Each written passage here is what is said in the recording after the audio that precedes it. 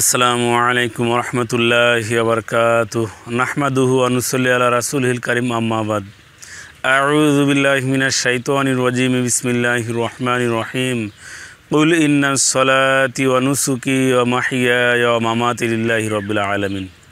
আলহামদুলিল্লাহ dear friends, আশা করি প্রত্যেকেই ভালো আছেন। আলহামদুলিল্লাহ আমিও ভালো আছি। তো বন্ধুরা, আজকে আমি আপনাদেরকে একটি সুপরিচিত ভেষজ দেখাবো। তো বন্ধুরা, এই ভেষজগুলো অতি সুপরিচিত হলেও শুধু জানা নেই এই ভেষজটির ব্যবহার।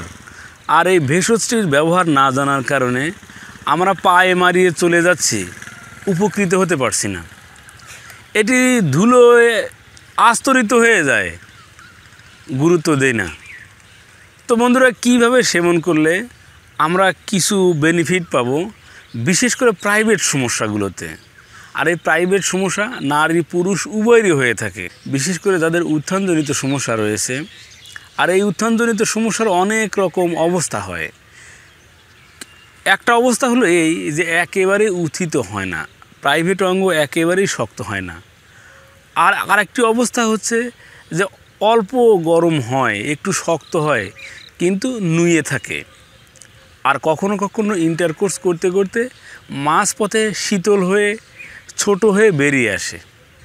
তো যাদের এই ধরনের সমস্যা রয়েছে, সেই সাথে শুক্র তারল্যজনিত সমস্যা, অর্থাৎ একেবারেই বীর্য পাতলা, এই সমস্যাগুলোর সমাধানে এই ভেষজটি ঔষধ নয়, মহা ঔষধ। তো বন্ধুরা, আমার ওই সকল ভাইদেরকে বলবো, আপনারা যে কোনো একটি ভেষজ আপনারা ইউটিউবে দেখুন আর যেখানেই দেখুন, আপনি অবশ্যই প্রথমে যার আলোচনা শুনছেন তার প্রতি একটা আস্থা থাকতে হবে যে যিনি এটা বলছেন অবশ্যই 100% সত্যি এবং পরীক্ষিত একটি ভেষজ।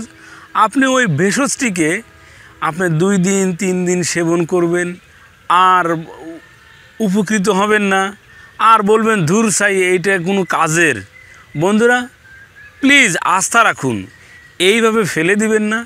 কোনো একটি ভেষজ সেবন শুরু করলে কমসে কম 1 থেকে 3 মাস পর্যন্ত সেবন করতে থাকুন।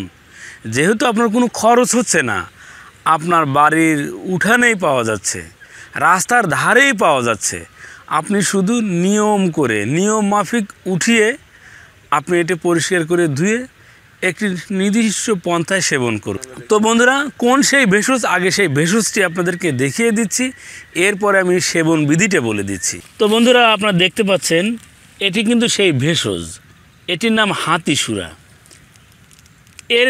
এই হাতিসুরা নিয়ে প্রচুর কন্টেন্ট রয়েছে, তবে খাওয়ার বা সেবনের সঠিক পন্থা অধিকাংশ ক্ষেত্রেই দেওয়া থাকে না, এবং অনেকেই এটি দিচ্ছেন কিন্তু নিজেরা কুয়াশার মধ্যে আছে যে প্রকৃতপক্ষে এটি কিভাবে সেবন করতে হয়। তো বন্ধুরা, আপনারা দেখবেন কোনো একটি ঔষধ, সেই ঔষধটি যদিও আমাশা জ্বর যে কোনো কাজেরই হোক না কেন, এটির ডোজ দেওয়া আছে সকাল বিকাল। আপনি যদি মাত্র একটি সেবন করেন, আপনি উপকৃত হবেন না, আপনার রোগও সারবে না। সেই ক্ষেত্রে যে কোনো ঔষধ সেবনের ক্ষেত্রে ডোজটি খুব একটা গুরুত্বপূর্ণ ভূমিকা পালন করে এবং ডোজ জেনে নিতে হয়। তো বন্ধুরা, এই ভেষজটিকে আপনারা সুন্দরভাবে তুলে আমার হাতে যতটুকু দেখতে পাচ্ছেন শিকড়, এতটুকু পরিমাণ সংগ্রহ করবেন। পরিষ্কার করে ধুয়ে নিয়ে আপনারা অল্প 1 থেকে 2-3 ফোঁটা মধু পানের ভিতরে চুনের পরিবর্তে ঘষে নেবেন। এরপরে এতটুকু পরিমাণ হাতিসুরার শিকড় আপনার পানের উপর রেখে এটি সেবন করবেন। এটি সকালে খাওয়ার পরে একটি, রাত্রিতে খাওয়ার পরে একটি। এই নিয়মিত সেবনের দ্বারা আপনার প্রাইভেট অঙ্গ হবে একেবারে শক্তিশালী।